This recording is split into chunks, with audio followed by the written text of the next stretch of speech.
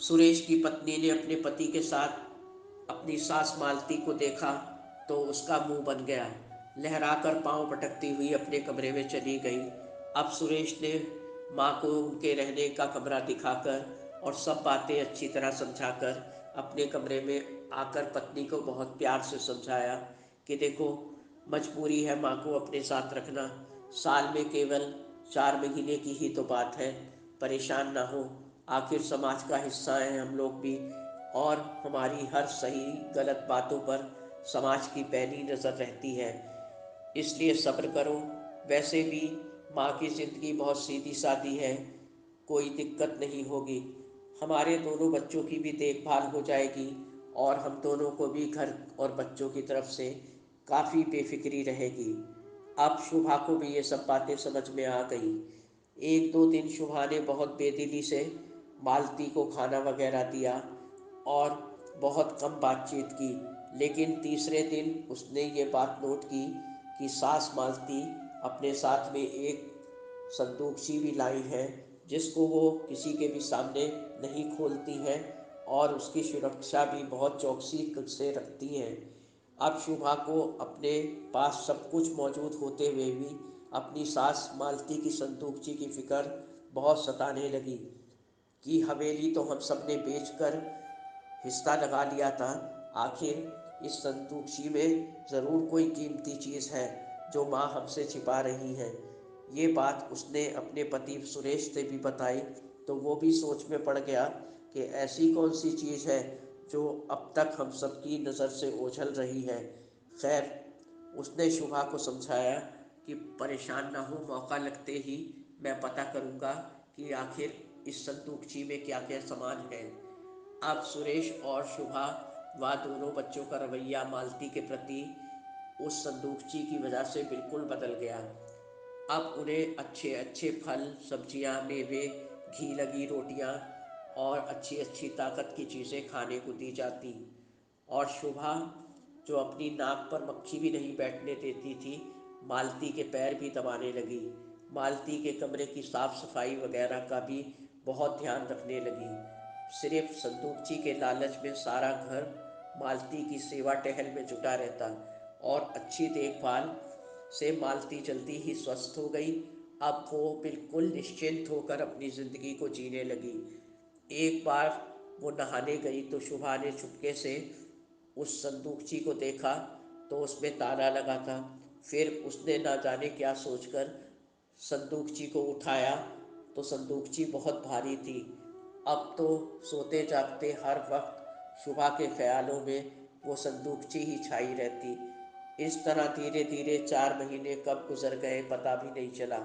शुभा तो संदूकची के लालच में मालती को अब तीनों अन्य बेटों के पास ना भेजकर खुद ही उनको रखने के लिए बेताब थी। मगर चारों भाइयों में जो बात तय हुई थी, इसी के कारण भरे मन से दूसरे भाइयों के पास माँ जी को रहने के लिए भेजना पड़ा।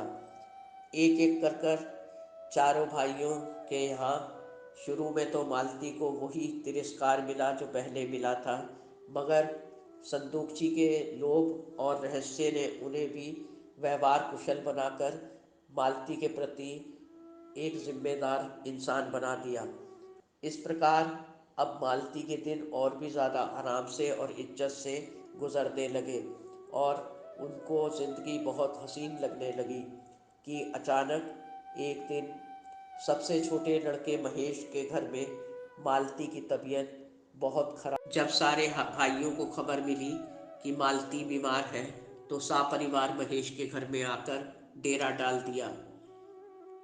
सच तो ये था कि उन्हें माँ जी की कोई फिक्र ना थी। उन्हें तो बस संदूकची की फिक्र थी कि ऐसा ना हो छोटा भाई ही संदूकची के माल का मालिक बन जाए।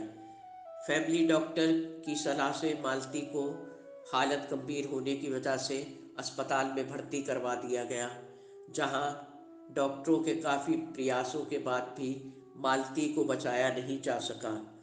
अब सारे भाइयों ने जल्दी जल्दी बेमन से मालती के क्रियाक्रम के साथ साथ बाकी रस्मों को भी पूरा किया। अब चारों भाइयों और उनकी फैमिली के अलावा घर में कोई रिश्तेदार नहीं बचा था। सब अपने अपने घरों को चले गए थे। तो बड़े भाई सुरेश ने कहा कि माँ जी के पास कोई ऐसी प्रॉपर्टी नहीं बची है जो हम चारों आपस में बांट सकते हैं, सिवाय इस संदूकची के। फिर सबकी रजामंदी और उपस्थिति में उस संदूकची का ताला खोला गया। सबके दिल बहुत तेजी से धड़क रहे थे और आंखें भी उसके अंदर के रहस्य को देखने के लिए बहुत बेताब थी।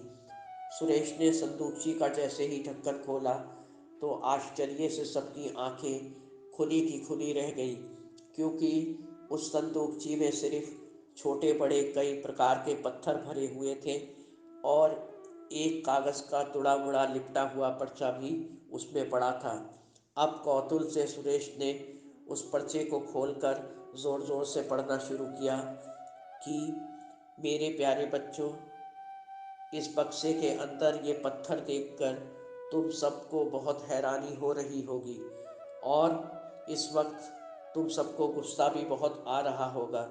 लेकिन मेरे बच्चों, अपनी ज़िंदगी को बेकदरी से बचाने के लिए मुझे मजबूरी में ऐसा करना ही पड़ा, क्योंकि अगर मैं ऐसा ना करती तो तुम सब अपने साथ मुझे ना रखते और ना मेरा मान सम्मान करते, ना मेरी देखभाल करते और ना ही मुझे प्यार देते, जो इस संदूकची की वजह से अपनी तरफ से अभी तक मेरे साथ करते रहे हो। और मेरे प्यारे बच्चों, अगर हो सके तो मुझे माफ़ कर देना। और आखिर में अपने लिए अभागी माँ का संबोधन लिखा था। इस पत्र को सुन पढ़कर सब सवालों के अनगिनत दायरों में बुद्ध बने अपने अपने स्थान पर हारे हुए जुआड़ी की तरह खड़े थे। दोस्तों, उम्मीद है ये हृदय विदारक दर्द भरी कहानी आपको पसंद आई होगी। चैनल को सब्सक्राइब और वीडियो को लाइक करना न भूलें। दोस्तों, हमें अपने हर रिश्ते को इतनी शिद्दत से निभाना चाहिए कि हमारे दरमियान कोई भी मजबूरी हमारे रिश्ते में खोट ना पैदा होने दे। धन्यवाद। आपकी अपनी जैस्मीन।